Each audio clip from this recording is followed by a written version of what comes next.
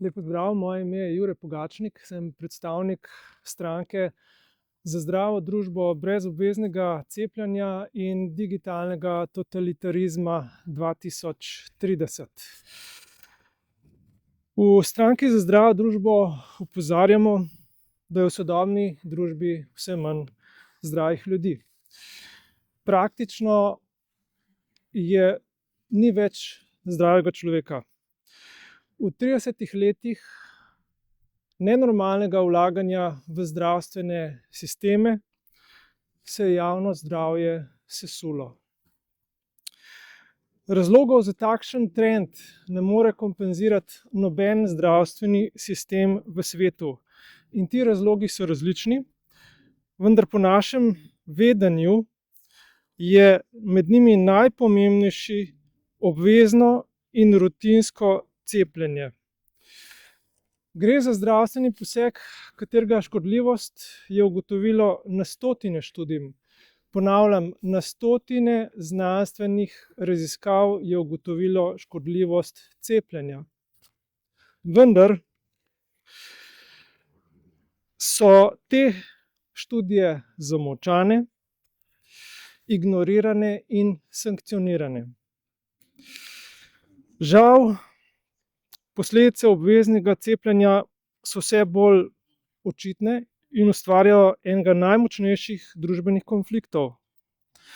Nenormalna rast avtoimunih in nevrodegenerativnih obolenj ima svoje razloge in ponavljam, najpomembnejši med njimi je pohabljanje imunskega sistema s cepivi. Vsiljevanje zdravstvenih posegov zdravim ljudem je neetično. S tem se strinjajo mnogi zdravniki in s tem se strinjajo tudi njihove žrtve.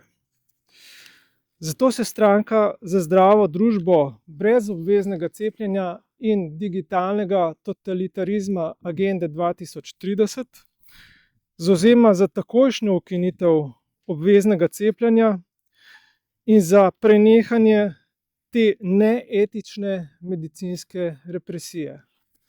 To je vse z moje strani. Hvala lepa. Boris Žulj, stranka NOT. Slovenska zunanja politika je zgrešena. Namesto da bi bila samostojna, suverena in usmerjena v dolgoročne interese naših državljank in državljanov, slepo sledi odločitvam centrov moči, ki nimajo nobene zveze z našimi resničnimi potrebami in željami. Evropska unija je popolnoma izgubila kompas.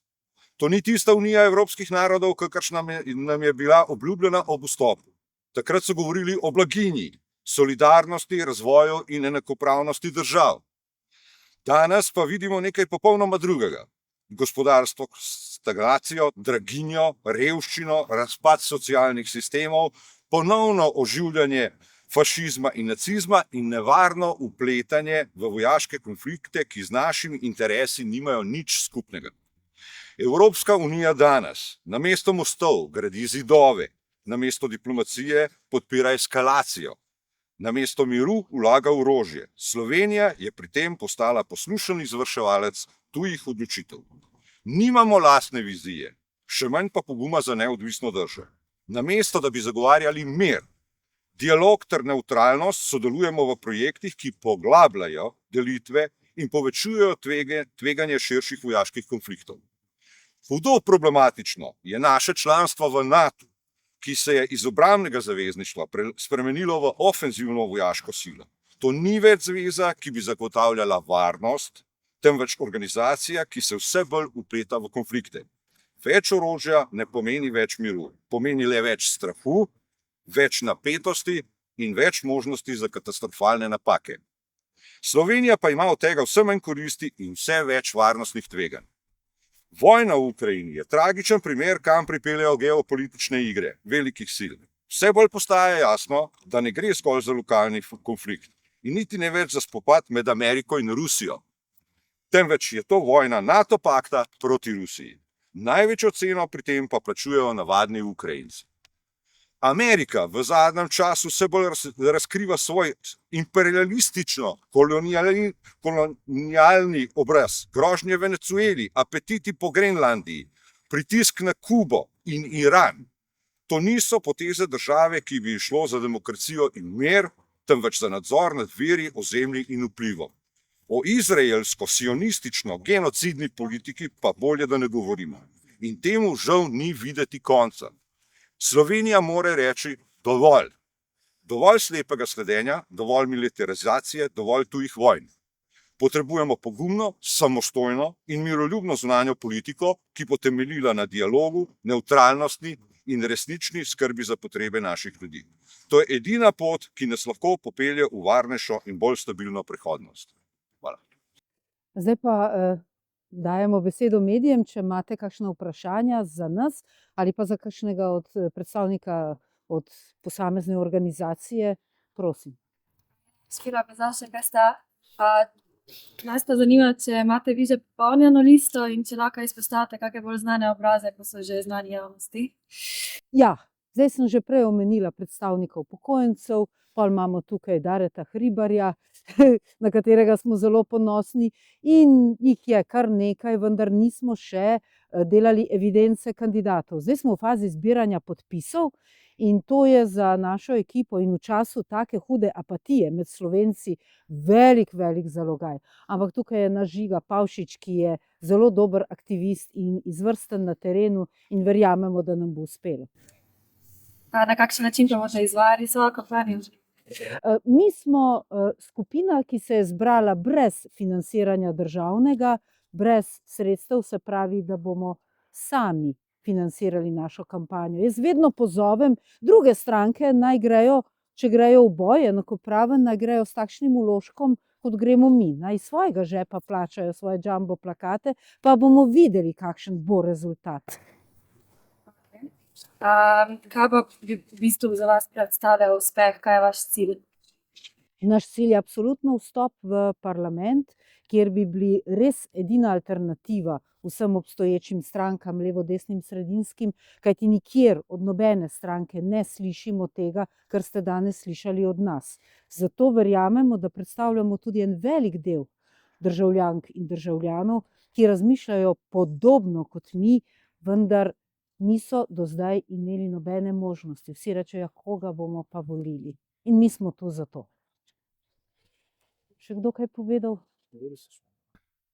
Jaz bi se posebej zahvalil vsem medijem, ki ste prišli danes tukaj, ker moje opozorilo RTV pred zadnjimi volitvami leta 2022 je bilo, da imamo majhne stranke nesorazmerno malo pozornosti in da se predvolilna soočanja delajo z vsemi strankami, ki že 30 let reciklirajo po televizijskih mrežah, je nesmiselno.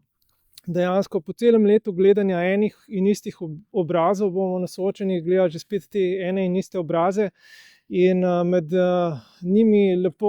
njihovimi lepo napisanimi programi pa itak ni nobene vsebine. Vprašanje je tudi, koliko zaresno mislijo s tem, kar zapišejo. Tako da hvala in še kdaj. Jaz bi samo eno stvar dodal, ko so kolegi že povedali, in bi posebej poudaril eno stvar. Slovenija je svojo suverenost po zaslugi ljudi, ki so v parlamentu ta trenutek, pa ni pomembno, so levi ali desni, je svojo suverenost že predala drugam, na druge inštitucije in druge organizacije. Glejte, 22. marca so volitve, tako, drži. Upamo na najboljši rezultat. Ampak to ne pomeni, da je s tem konc.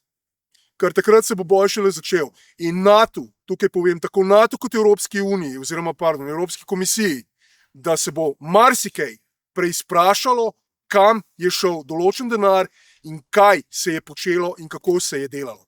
To povem. Samo zato, ker so zdaj trenutno volitve, to ni edini razlog. Ta prav boj se bo začel šele pol in nihče ne bo varen pred odgovornostjo. Hvala lepa. Pa boste sledili memorandumu in drugo, kaj boste ukrepali glede šolanja otrok, ki jih poneumljajo?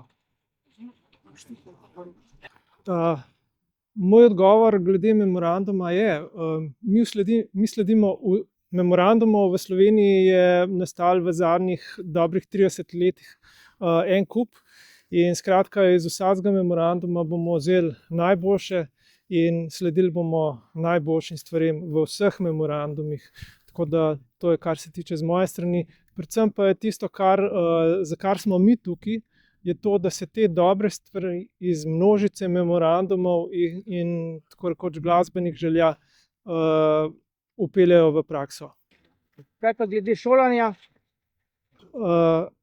Stranka za zdravo družbo absolutno podpira šolanje na domu, če je za tem vprašanjem ta odvzem otrok in sankcije, in obsoja vsakršno vmešavanje oblasti v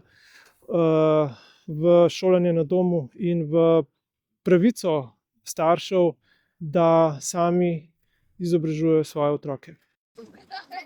Jaz odgovorim še na to vprašanje. Gospod, omenil ste šolanje. Mislim, da se tukaj bojo tudi strinjali naši kolegi. Glejte, vzgoja otrok, šolanje otrok je ena od poglavitnih nalog vsake družbe. In tako v društvu TRS, tudi pri kolegih, absolutno podpiramo to, da imajo otroci na razpolago najboljše možnosti za izobraževanje. Vse do univerzitetnega izobraževanja. Vendar je nekaj treba povedati. Deloma je odgovornost tudi na starših. Zavedati se je treba, da je šolanje, da je vzgoja otrok, šolanje otrokova pravica. Ne pravica staršev in ni vse samo na starših. To je pravica otrok, na starših pa je dolžnost, da poskrbijo za čim boljšo izobrazbo svojih otrok. Hvala.